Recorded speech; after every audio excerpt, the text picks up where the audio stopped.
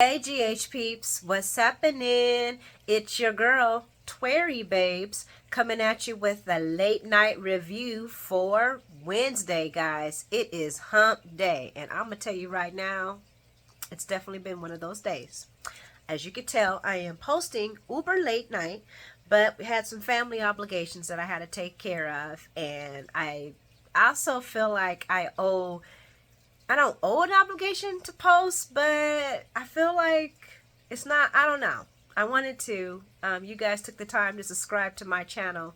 So I feel like I'm not tired yet, and I had enough coffee in me where I have energy to do this. And, so here I am. It's hump day, guys. It is February the 7th, 2024. Hey, subscribers, welcome to the channel. As I said before, I apologize for posting so late, family obligations, but I have the energy and I just wanted to talk about GH with you guys real quick. So how was GHing for you guys? Any highs, any lows, any wow moments? I don't know if I have any wow moments, but I have a serious highlight. I just want to give all love to my girl, Heather Weber, honey.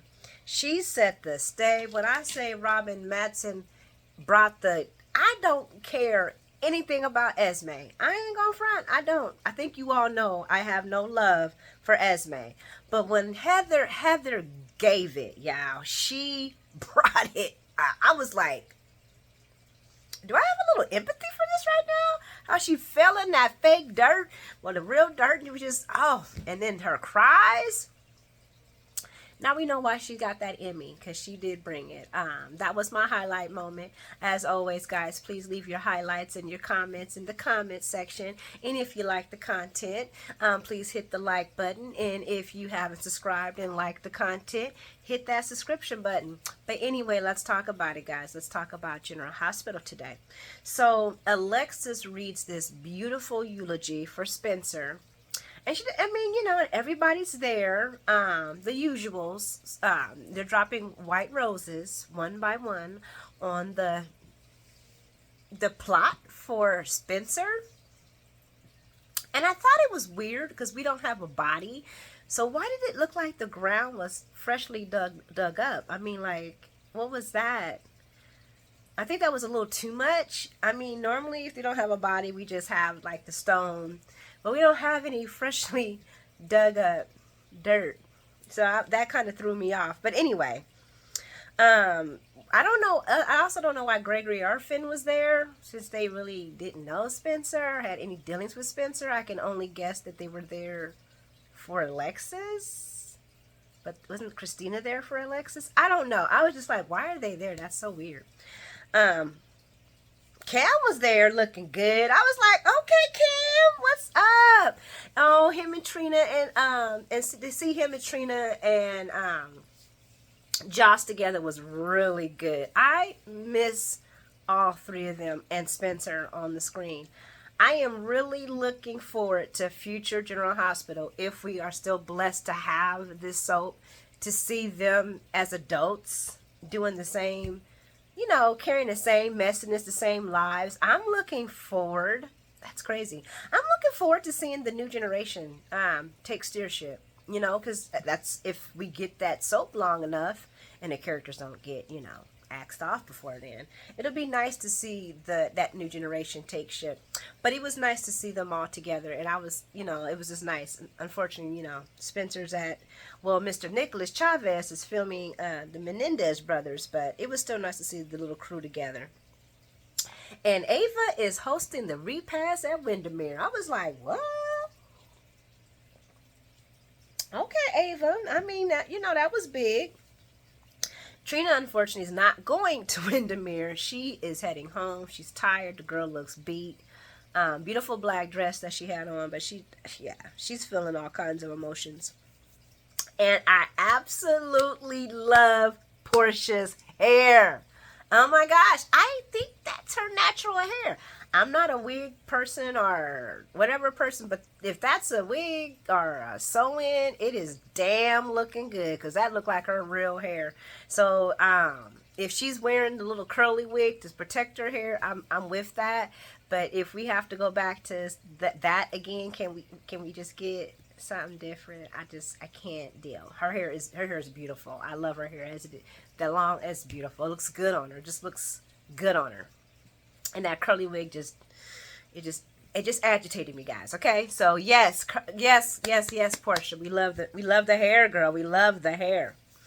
And if y'all asking me, Troy, why are you doing that through Spencer's funeral discussion? Because the boy's not dead, and we all know it. But anyway, um, and then Liz is there, of course, because Cam's there, her son, and she's talking about him and Spencer's young life. And another reason why I was so excited when they brought Spencer onto the show and Cam was still there and Josh was because Spencer and because Josh was super young.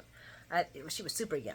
Cam and Spencer was all in love with Emma Drake, y'all, and the antics these two, well, really, Spencer would do well, they kind of did to get Emma's attention. Like, it would have been so nice to see that interaction, like, instead of Cam having to leave the scene because Joss has got Dex. If Emma came in the scene and Cam was like, yeah, I can get you now. You know, Spencer's all in love with Trina. That would have loved it. I would have loved it. I would have loved it. It would have been nice to see Miss Emma Drake back. And I hope when that generation takes over the flagship that we get Miss Emma back, because that was some nice interaction. I used to love watching them. Spencer was a hot mess. Okay. When he was young.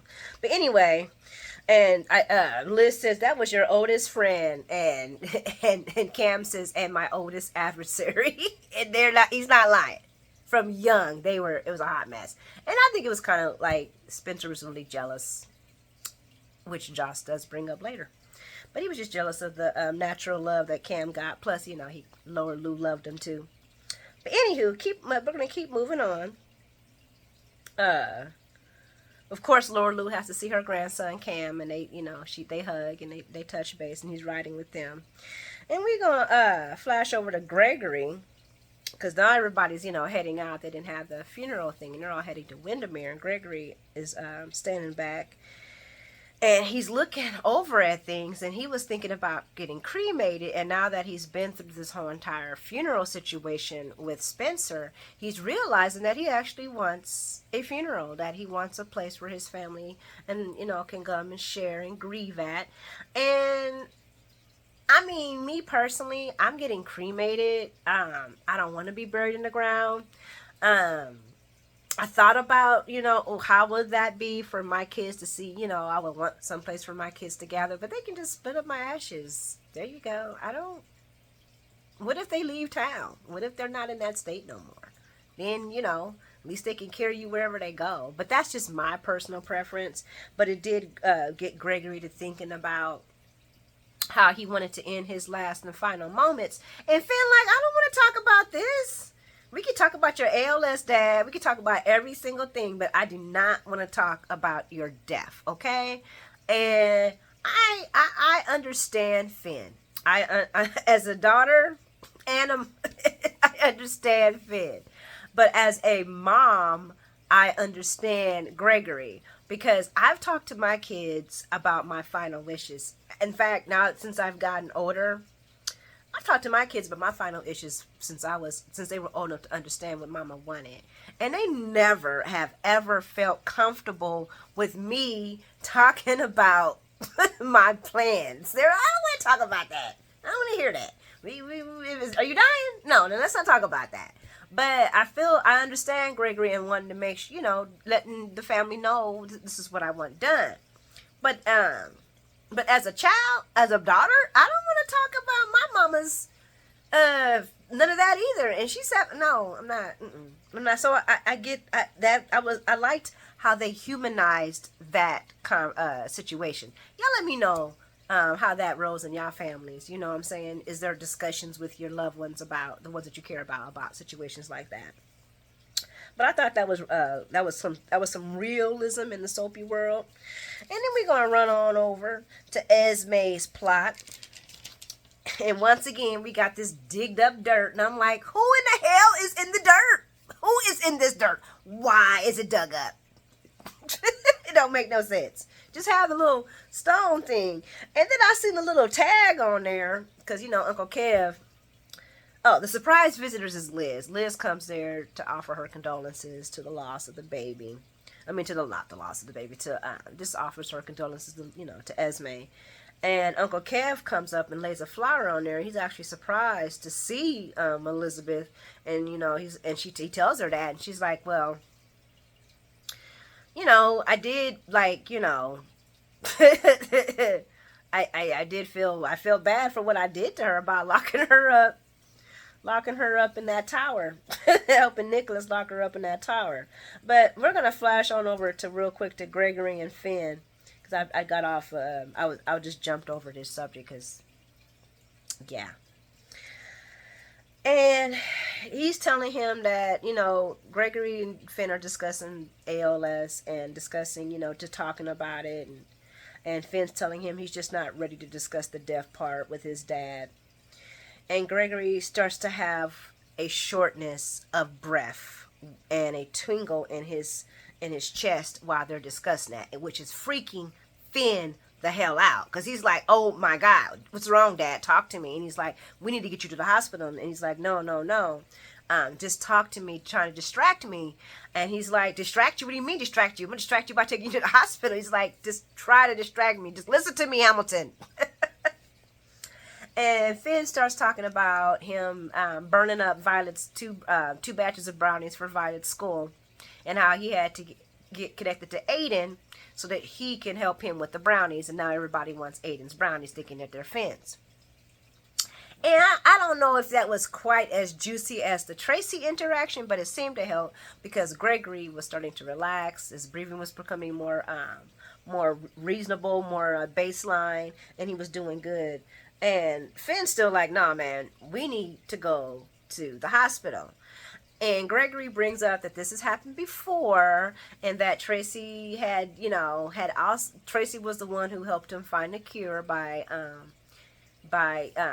getting into some petty argument with him to distract him so that he wouldn't focus on it and he could maintain his breathing back. And Finn is mad. He's like, what are you talking about? You're hiding symptoms from me now, Dad? And the doctor in him is looking at his father and is like, I want to save you. I want to save you. Even though he's saying help, he says, I want to save you. And Gregory sees it, and he loves his son for it. And he's like, I love you, and you don't want to help me. You want to save me. And you can't. There's nothing you can do. So let's just try to, respect each other. You treat me like a human and not like an eggshell, and we be father and son. And Finn is just struggling. And Liz comes up. And I've jumped over another story, but I'm just going to wrap them up real quick. And Liz comes up, and him and her and Finn talk about, because Gregory then went to the car, that he knows now his dad's going to need a lot more assistance. And I'm wondering if they're talking about hospice. I don't think he's ready for hospice. Hospice, as you guys know, is end-of-life treatment. Maybe palliative, where they just... And I'm wondering why they haven't discussed palliative, and maybe I'm being too technical in the hospital lingo, but palliative is something you do before you go to hospice. Palliative is where you don't really take treatments, but they manage your medications, your comfort level. They start looking at, next steps, but making sure that everything is set up for you. And that, they're managing your medicines. It's like, I'm not fighting this, which you can't fight ALS. So I don't know why they don't have him on palliative, but normal circumstances, he would be on palliative care. And I'm guessing that's what Finn is talking about. Or him living with somebody, because he says something about not wanting to take away Gregory's freedom. And living with somebody would definitely take away the freedom. But I'm guessing they're talking about next steps, because Gregory ain't doing too good. And the sneak peeks were lying. They had us thinking that Finn was going to come up with a solution to his dad. And the solution was his dad needs palliative care. I'm going to call it, that's the word I'm thinking, because I don't think he's ready for hospice. Hospice is when you can't get out the bed. You're really about to be passing. Okay, so let's fly back on over to Esme's plot. And like I said, Kevin was surprised that Liz was there. And Liz is like, yeah, it's difficult given all the pain that she calls my son, but then I turned around and gave her pain back by by helping Nicholas hold her hostage when she was pregnant. And I was like, no, the hell you didn't, Liz. No, you didn't. Esme had her memory then, y'all. She knew who she was, okay? She was very much about it and for it. If anything, you saved people's lives keeping that crazy nut and freaking... I'm sorry. I do not agree with that. I know y'all probably gonna be like, Twary, that girl was pregnant. I don't care. She was crazy and dangerous. She was crazy and dangerous. You gotta be crazy as hell to jump your pregnant self off of a parapet. There was nothing Nicholas was doing to that child that was going to make her have to do that. I'm sorry. I'm sorry. And yes, Nicholas is a scrupulous man, and he probably would have unalived her. I don't know. But jumping off a parapet while you're pregnant and you're big like that. So I'm just saying, if you're willing to risk that, then you should have been willing to wait it out and have a baby healthy and then try to escape. Because I'm sorry. Liz, I don't agree with Liz. Liz, that girl did your son wrong. And the fact that you probably saved more people keeping her now. Should she have said something as far as the Brit situation? Yeah, okay? But holding up crazy ass in the tower? I wish they would have still had her ass locked in the tower. People would be okay. But, where am I at? Kevin, she asks about the grave marker, and Kevin lets her know that he did arrange it. And I'm like, you could have gave the child a tombstone. Damn, a little piece of paper that it just got bended and folded over. Wink, a big storm come over and knock the little piece of paper off and a little piece of metal thing off. Then what? He could give her something a little different than that, Uncle Kevin. And he talks about, he said, yeah, Uncle Kev arranged for the grave marker, and he said that Ez was so alone and frightened when she came back from, with the amnesia situation, with no past, and I was like, no member of her past, thank God. I'm not complaining about her not remembering anything. If anything, she was boring, but anyway, with a newborn baby, and he just felt bad for her, and he feels like he felt short. And I'm like, yeah, you did feel short, because all this attention you're giving her now and at the end, you should have been giving to her at the beginning. I don't know how a lot of y'all feel about that, but I feel like it's easier to start things off at the beginning on the right foot. If you really want to make a change in a person, you got to put the healthy bricks at the beginning. You can't try to put the bricks on top of sand. It's just going to fall over no matter how sturdy your foundation is. And I really feel like if Kevin should have been more into that child's life at the beginning instead of letting Laura Lou take over anything, then at least she would have had a chance. You know what I'm saying? I kind of wonder if what Kev feels. I'm gonna wait till I get there. So Liz says he did his best to let her know she had family. And I was like, he did his best to let her know that she had family. When, Liz? When did Kevin do that? At the end when he got hit in the head? Because that's the only time I ever seen him actually, really, really, really try to sit down and have a conversation with his niece. His bio niece. Moving along. He mentions Esme's parents, she is the a product of my brother, and then he was about to mention Heather, and who shows up? Miss Heather, honey. Miss Heather has showed up for her baby Ez. I know Albert is very happy for that because he just loved him some Esme. So, but Heather showed up, man. She gave a powerful performance. Like I said, I have no love or F's for Esme. I have none at all. Just none. And when I seen Miss Robbins' performance, jumping on the ground, grabbing the dirt, shaking the stand, I was like, oh my gosh.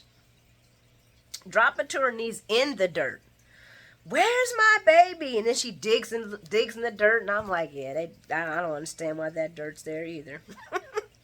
And she brings up how she wanted her to forget about Spencer and that he was never any good for her and that they could have just, and if she would have waited, they could have got Ace back together.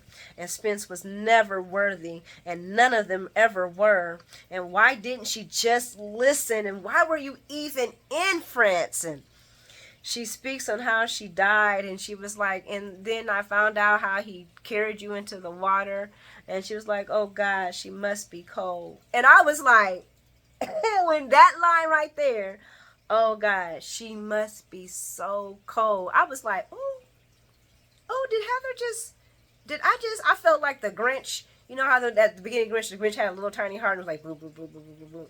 It felt like my heart just got a little bit bigger. I was like, is she making me feel sorry for this heifer? Yes, she is making me feel sorry for the Esme.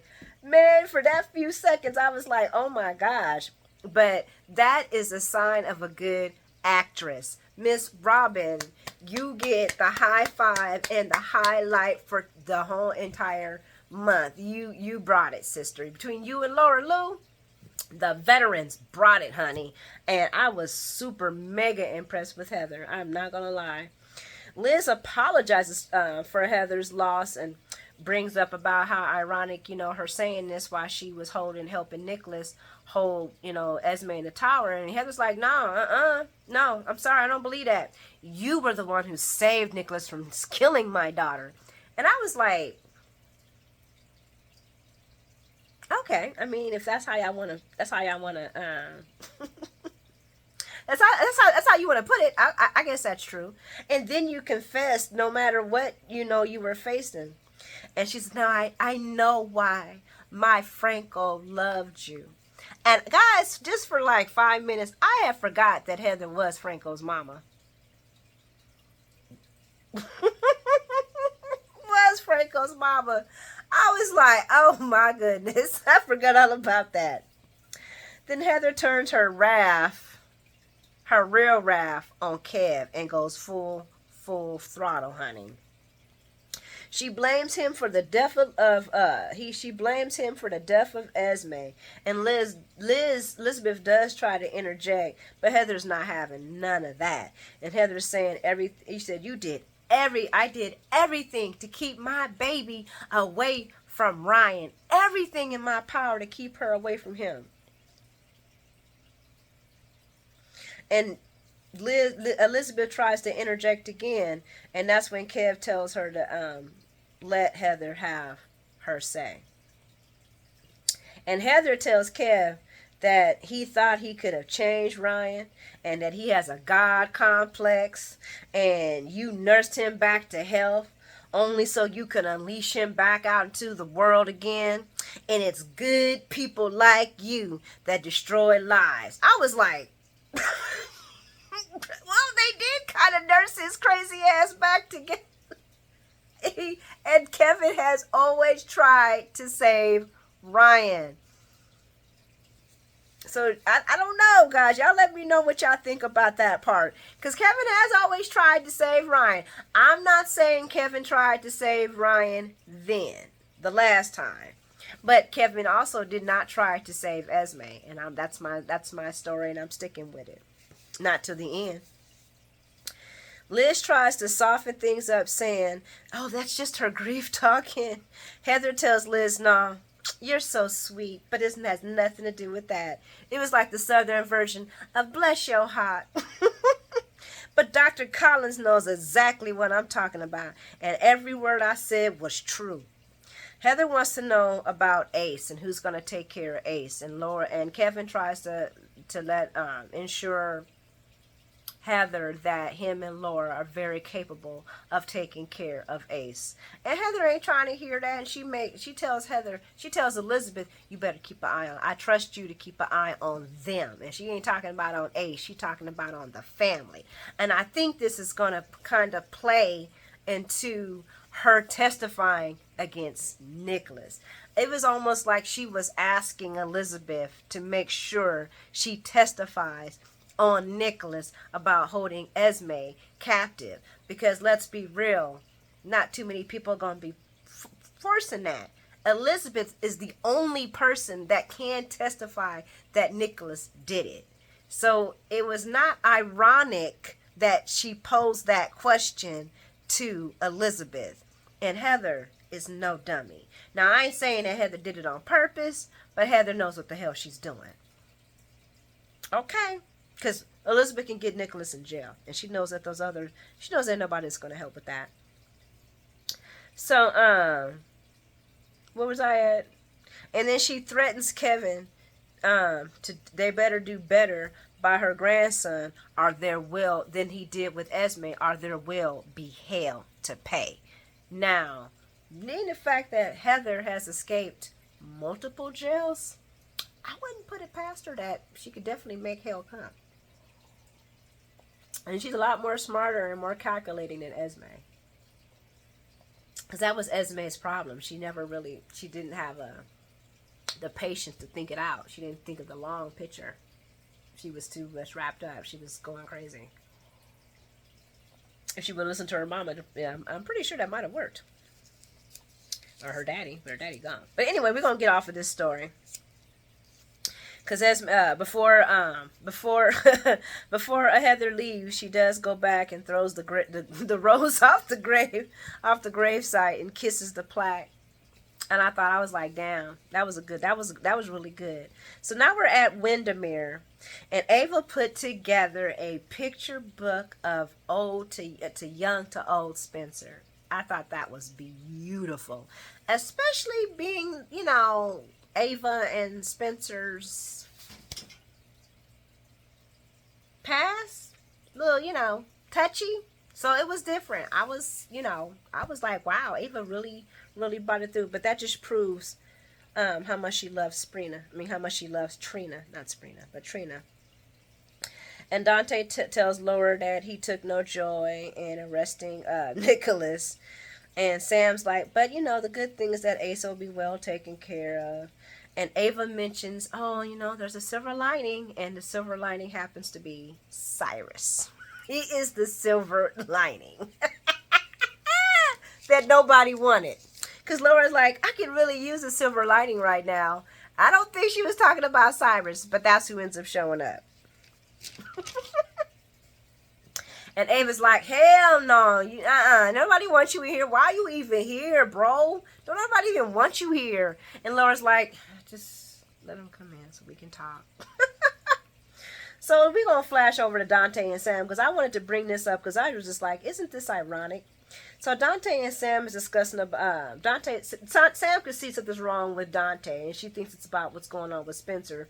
But he's like, no, I'm really just thinking about my dad getting another attempt on his life, and the FBI involvement, and the whole entire stolen gun shipment, and the guy that's actually running the FBI is somebody that has beef with my dad.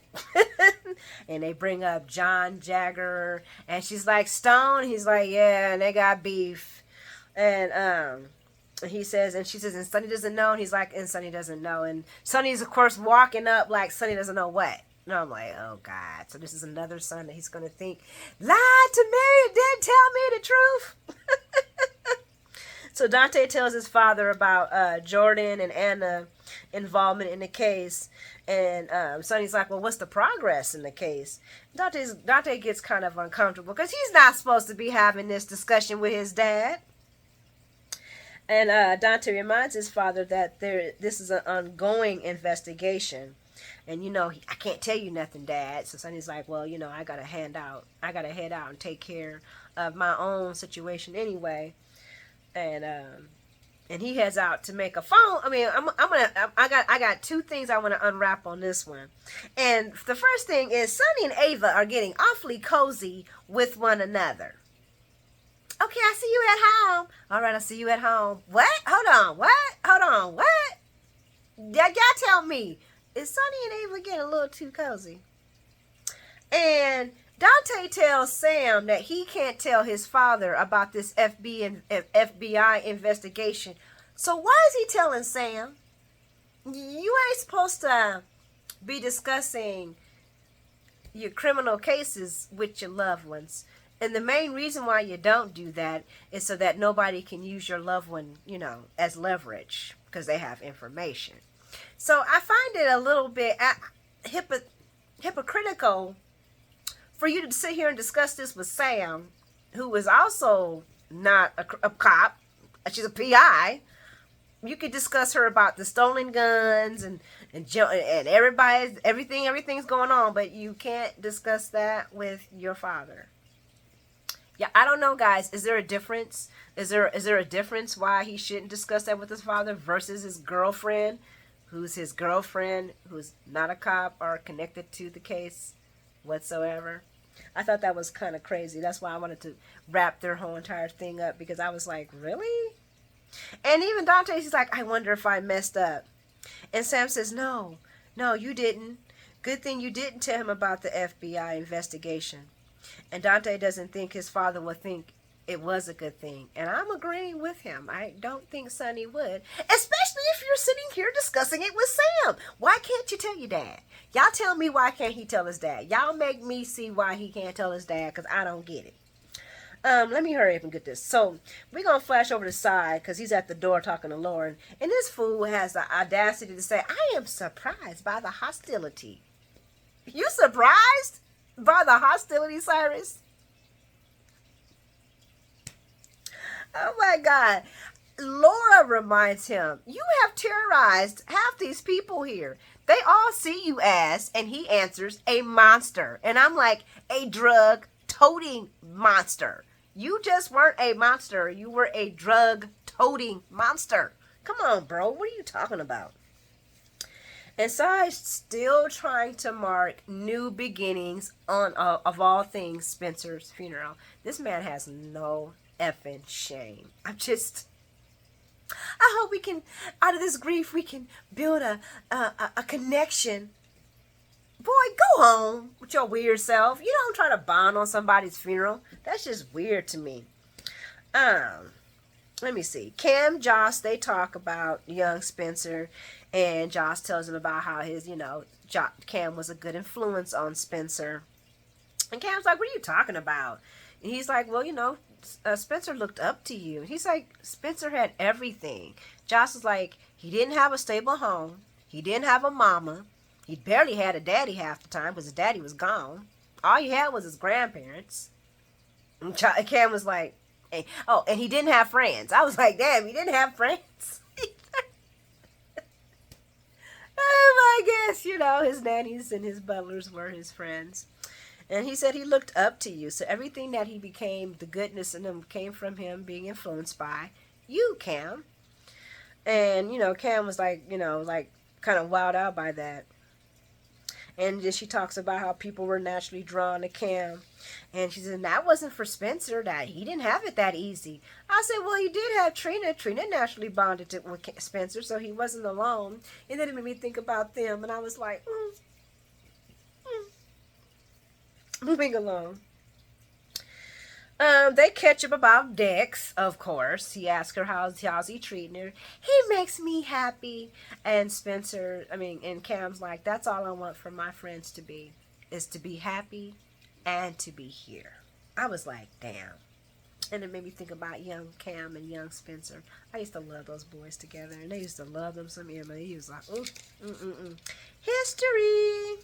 We're gonna mosey on over to the Quartermain mansion, but we're not we're at the boathouse. I think that's the boathouse. I don't know where the grandma's quarters where Michael's staying.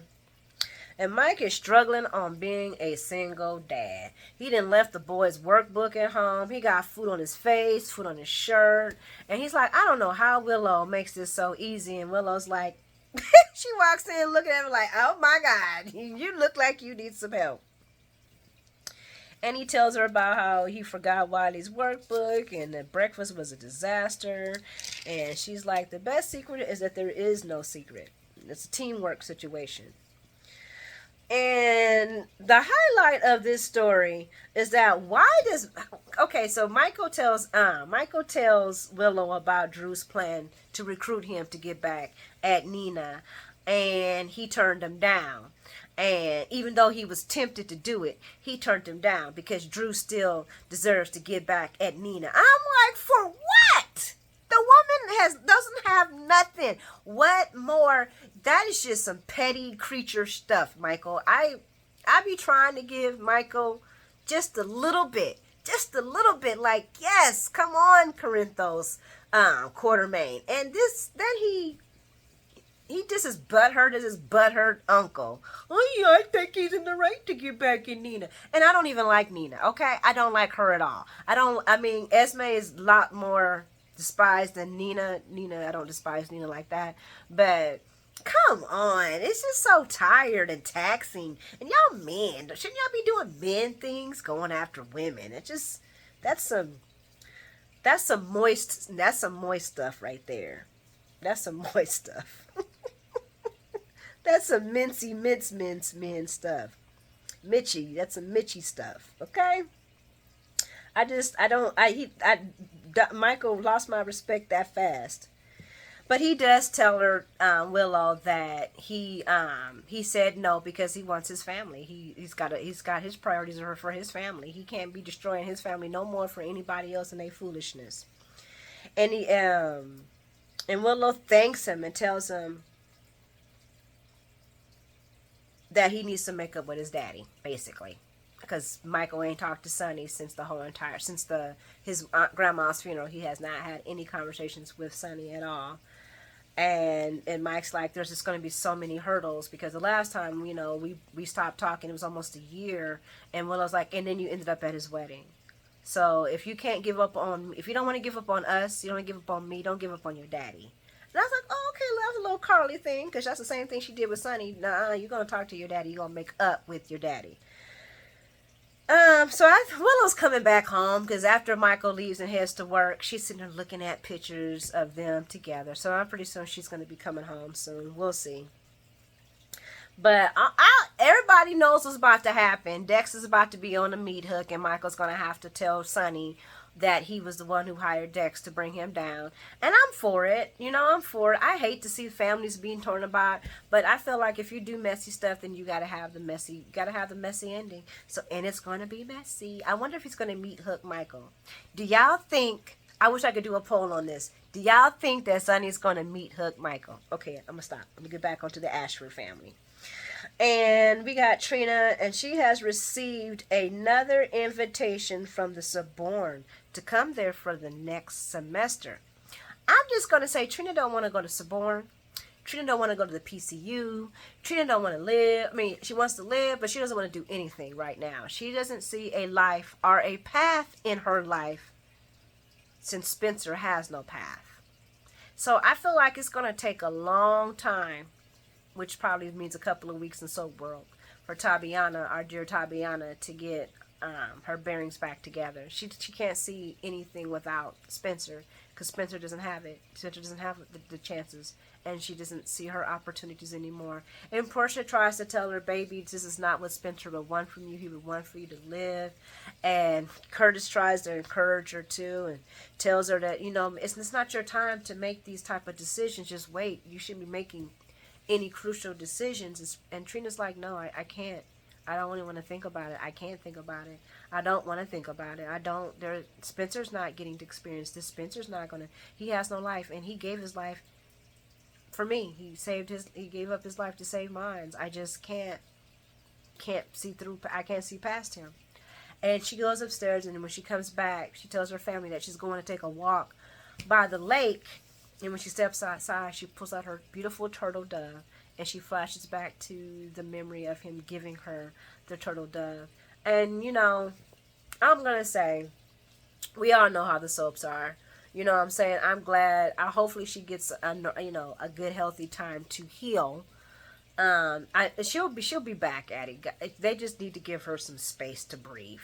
All that stuff they're trying to put on her right now, she don't need that. She just needs to get her thoughts together, and she needs to mourn her man. And, the crazy thing is, by the time she's done mourning him, she'll be back. So I'm going to wrap this one up, guys. Once again, I want to apologize for the late video feed. Just family obligations, I could not escape. But I wanted to do a video because I appreciate you guys' subscriptions so much. And I just wanted to do this. So I'll talk to you tomorrow. You guys have a wonderful day. You're amazing, beautiful people, and I truly appreciate you. Mwah! Good night.